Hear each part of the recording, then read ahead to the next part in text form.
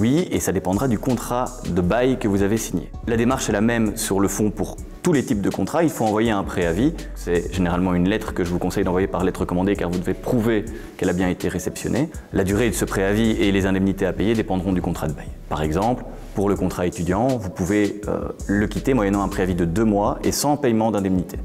Pour un pacte de colocation, un des copreneur pourra quitter moyennant un préavis de 2 mois et sans indemnité s'il trouve un autre copreneur ou s'il démontre qu'il a fait une recherche active et suffisante pour trouver un nouveau copreneur.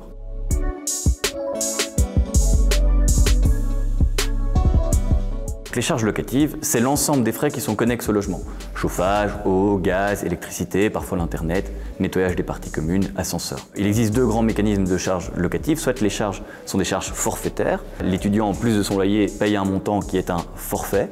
Et à la fin de l'année, eh bien, s'il a consommé moins que ce qu'il a payé, c'est tant pis pour lui. S'il a consommé plus que ce qu'il a payé, c'est tant pis pour le bailleur qui ne pourra pas réclamer de supplément au locataire. Il y a également un système de charges de frais réels. À ce moment-là, chaque année, le bailleur doit fournir un décompte des charges à son locataire et le locataire est en droit de vérifier sur base de facture que ce qu'il a payé est bien conforme à ce qu'il a consommé. Le cas échéant, il peut récupérer une partie de l'argent ou alors devoir payer un supplément en fin d'année s'il a trop consommé.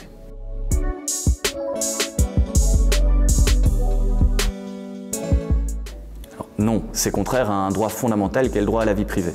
Par contre, il est en droit de réduire ou d'imposer une limite du nombre de personnes qui constituent le ménage. C'est-à-dire que si vous louez un studio, eh bien, le bailleur peut dire sur le contrat, eh bien, ok, mais pas plus de 3 dans le studio.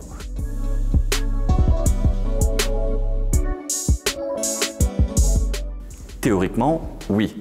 Par contre, il faut faire attention. Viendront se déduire de la garantie locative les dégâts locatifs qui auraient été constatés par voie d'expert ou amiablement entre le bailleur et le locataire. Il faut également faire attention quand on a des problèmes avec des arriérés de loyer ou des arriérés de charges, le bailleur sera tenté de retenir votre garantie locative jusqu'à ce qu'un accord soit trouvé. Si aucun accord n'est trouvé, pour libérer la garantie locative, il faudra passer par le juge de paix. Cela signifie que si le locataire ne paye plus le loyer ou a des problèmes d'arriérés de charges à ce moment-là, eh bien le bailleur pourra agir en justice contre son locataire et contre la caution de son locataire. Et après, il pourra choisir le patrimoine dans lequel des deux il voudra aller piocher pour récupérer les montants qui lui seraient dus.